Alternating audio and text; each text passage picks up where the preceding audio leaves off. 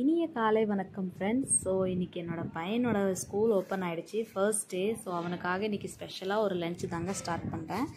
என்ன பண்ணுறேன்னு பார்த்தீங்கன்னா, உருளைக்கிழங்கு பூசணிக்காய் மசாலாவும் அப்புறம் பூரி தாங்க பண்ண போகிறேன். எப்படி பண்ணலான்னு பார்க்கலாம். நான் வந்து பார்த்திங்கன்னா 2 உருளைக்கிழங்கு அப்புறம் பூசணிக்காய் எடுத்திருக்கேன். அதை வந்து பார்த்திங்கன்னா சின்ன சின்ன பீசஸாக கட் பண்ணி எடுத்துக்கலாம். பூசணிக்காவை வந்து பார்த்திங்கன்னா தோலோடு அப்படியே கட் பண்ணி போட்டாலும் இன்னும் நல்லது. உருளைக்கிழங்கு நல்லா கட் பண்ணி 2த்தையும் நல்லா கட் பண்ணி எடுத்துக்கலாம். இப்போ நல்லா வாஷ் பண்ணதுக்கப்புறம் வந்து பார்த்திங்கன்னா சுடு தண்ணியில் ஒரு கொஞ்சம் லைட்டாக குக் பண்ணி எடுத்தாலே போதுங்க. பாயில் பண்ணி எடுத்தால் போதும், ஓவர் குக் வேணாம். ஸோ லைட்டாக பாயில் பண்ணி எடுத்தாலே போதும். அதுக்கப்புறம் வந்து பார்த்திங்கன்னா கடாயில் கொஞ்சமாக எண்ணெய் சேர்த்துக்கிறேன், அப்புறம் ஜீரகம் சேர்த்துக்கிறேன், கொஞ்சோண்டு வெந்தயம். இதோட வந்து பார்த்திங்கன்னா சின்ன சின்ன பீசஸாக வந்து பார்த்திங்கன்னா வரமிளகாய் எடுத்துருக்கேன், அதையும் சேர்த்துக்கிறேன். ஒரு 2-3 வரமிளகாய் எடுத்துக்கலாம்.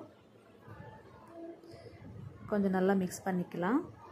ஒரு 2 பச்சை மிளகாய் எடுத்துருக்கேங்க, குட்டி குட்டியாக கட் பண்ணி வச்சுருக்கேன், அதையும் சேர்த்துக்கிறேன். ஒரு இஞ்சி எடுத்துருக்கேன், அதை நல்லா வந்து பார்த்திங்கன்னா தட்டி வச்சுருக்கேன். ஸோ அதையும் இதுலேயே சேர்த்துக்கலாம். இப்போ நல்லா மிக்ஸ் பண்ணதுக்கப்புறம் வந்து பார்த்திங்கன்னா கொஞ்சமாக பெருங்காயத்தூளும் சேர்த்துக்கிறேன். இதோட டிஷ் வந்து பார்த்திங்கன்னா இது நார்த் இந்தியன்ஸ் தான் ரொம்ப அதிகமாக பண்ணுவாங்க பூரியோட. ஸோ அந்த ரெசிபி தான் இது. இப்போ தக்காளியும் சின்ன சின்னதாக கட் பண்ணி வச்சுருந்தேங்க, அதையும் சேர்த்துக்கிறேன்.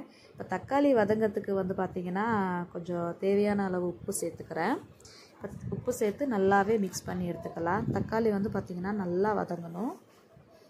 இது ரொம்ப ஈஸியான ஸ்டெப்பு தாங்க. காலையில் எந்திரிச்ச உடனே நம்ம என்ன பண்ணி கொடுக்குறது அப்படின்னு யோசிச்சுக்கிட்டே இருப்போம். ஸோ இந்த மாதிரி ஒரு சிம்பிளாக பண்ணி கொடுத்தா பசங்க நல்லா விரும்பி சாப்பிடுவாங்க.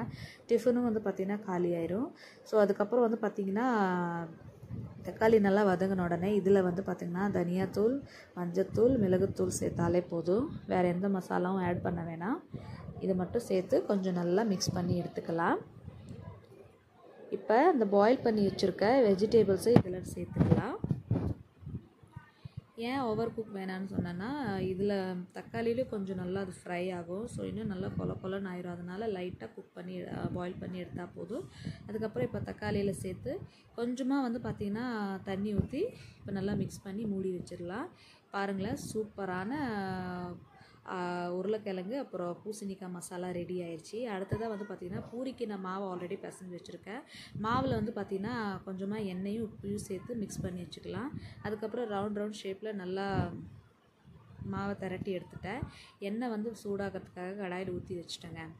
பூரி வந்து நல்லா சாஃப்டாக வரதுக்கு வந்து பார்த்திங்கன்னா நல்லா மாவு பிசைஞ்சு வைக்கணும். ஸோ நல்லா பிசைஞ்சால் தான் அந்த மாவு வந்து பார்த்திங்கன்னா பூரி வந்து பார்த்திங்கன்னா நல்லா சாஃப்டாக இருக்கும். இந்த மாதிரி புசுன்னு வரும். இந்த பாருங்களேன், சூப்பராக பூரியும் ரெடி ஆயிடுச்சுங்க. ஸோ இன்றைக்கி என்னோடய பையனோட லஞ்ச் பாக்ஸ் வந்து பார்த்திங்கன்னா உருளைக்கிழங்கு பூசணிக்காய் மசாலாவும் அப்புறம் பூரி தாங்க.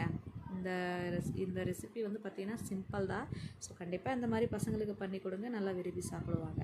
என்னோடய பையனும் ஸ்கூலுக்கு ரெடி ஆகிடுச்சிங்க. ஸோ அவனுக்கு டிஃபன் பாக்ஸ் கொடுத்து பாய் பண்ணிடலாம்.